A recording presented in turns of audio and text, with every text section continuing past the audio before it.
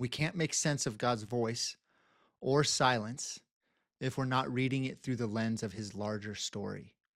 When we come to a difficult passage or try to make sense of a moment in our own lives, we have to remember God is on a mission to redeem humanity to himself through Jesus.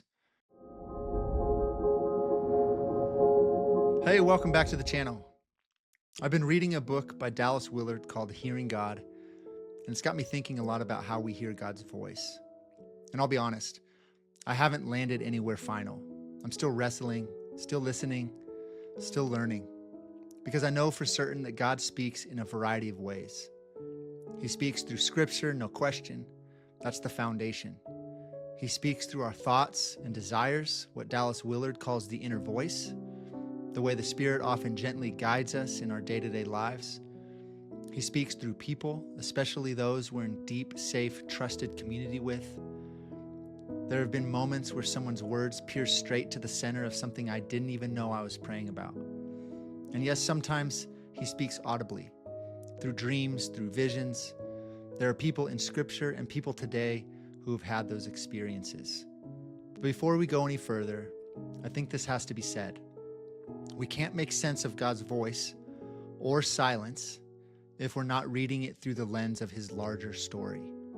When we come to a difficult passage or try to make sense of a moment in our own lives, we have to remember God is on a mission to redeem humanity to himself through Jesus.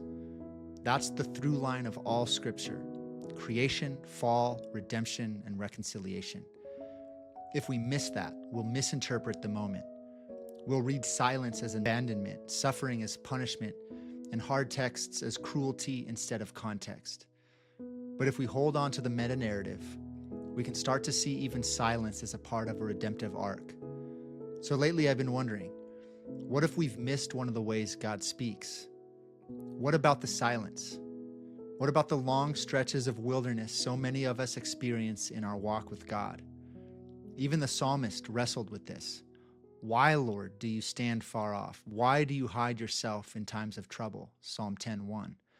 My God, why have you forsaken me? Why are you so far from saving me? So far from my cries of anguish? Psalm 22:1. How long, Lord, will you forget me forever? How long will you hide your face from me? Psalm 13:1. These aren't just poetic laments. They're real, raw cries from someone trying to make sense of silence. And the fact that these words are in Scripture, not edited out, tells us something. God isn't offended by our confusion. He invites it. He's not threatened by our questions. He receives them. And over again, the answer isn't always explanation. It's remembrance. Because even in those very Psalms, we often see a turn. Yet I will trust. I will remember the deeds of the Lord. You have been my help. It's like even in the darkest moments, God is inviting his people not just to wait, but to remember. In his book, Hearing God, Dallas Willard writes that one of the ways we begin to recognize God's voice is by paying attention to what's repeated in Scripture. Willard argues repetition signals emphasis. Patterns become principles. And one of the most repeated invitations of all Scripture is this: remember. It's everywhere. Old Testament, New Testament, the Psalms, the Gospels, which means this isn't just poetic or emotional.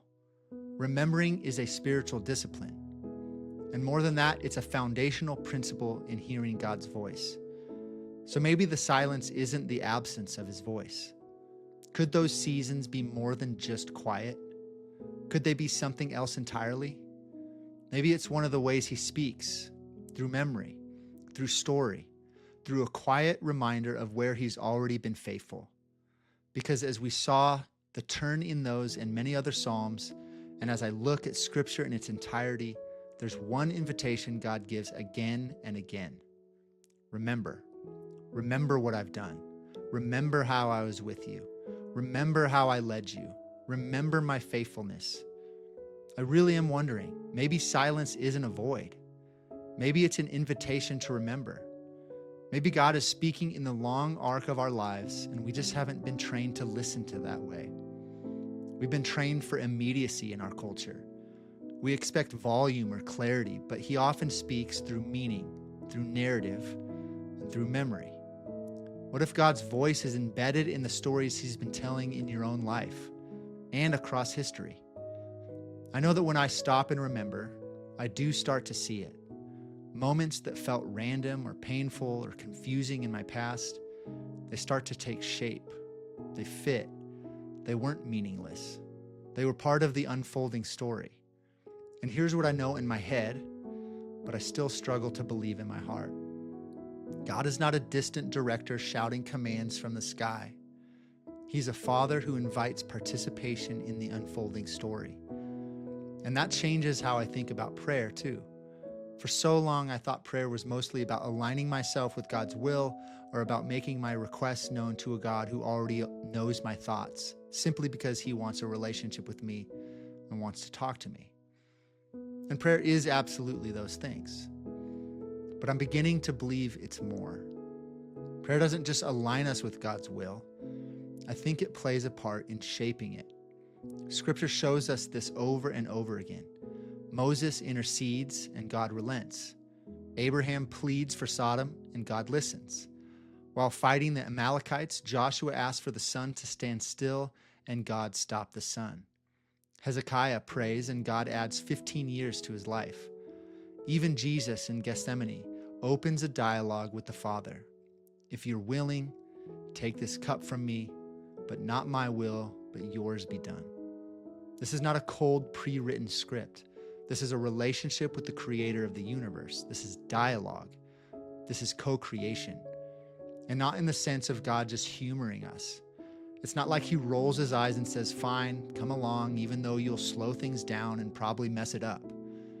No, this invitation isn't rooted in pity or tolerance. It's rooted in honor, in love, in the way a good father delights to build something with his child, even if he could do it faster on his own. He doesn't invite us into the story to keep us busy.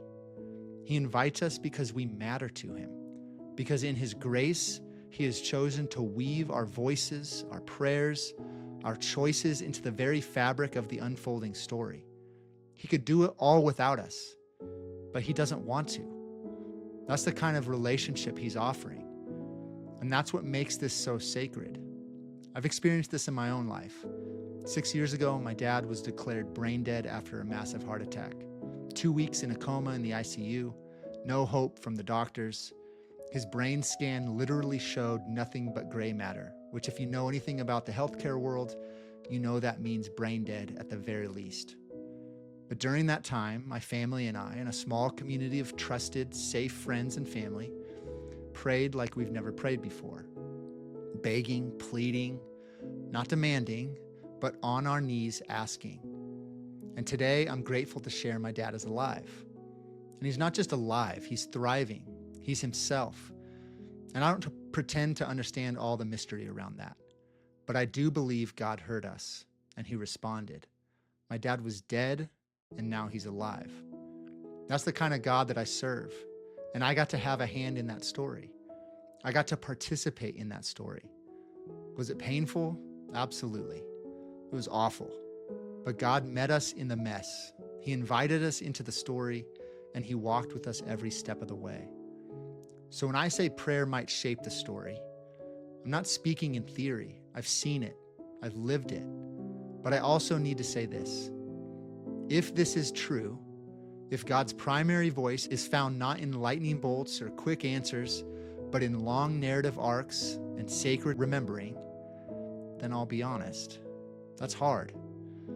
Sometimes I don't want that to be true. Most of the time, I don't want that to be true. I want the loud voice, the clear sign. I want the clear yes or no. I want the immediate answer, the clarity that comes fast and clean. But what I think I'm learning, slowly, reluctantly, even painfully, is that clarity isn't always the point. Relationship is the point.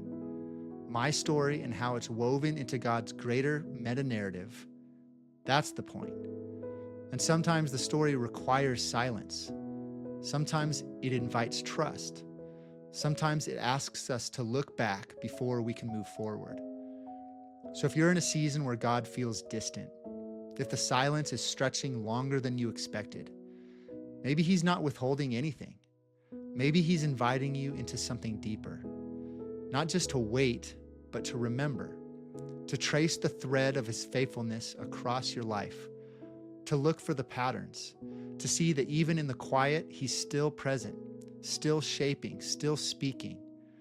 Maybe he's asking you to listen differently. Maybe he's asking you to tell the story with him, because this is not a monologue. It's co-creation. Co-creation is what we're invited into. In light of what we discussed today, let that sit with you. That kind of relationship might not always be easy, but it's real and it's worth it. Thanks for listening.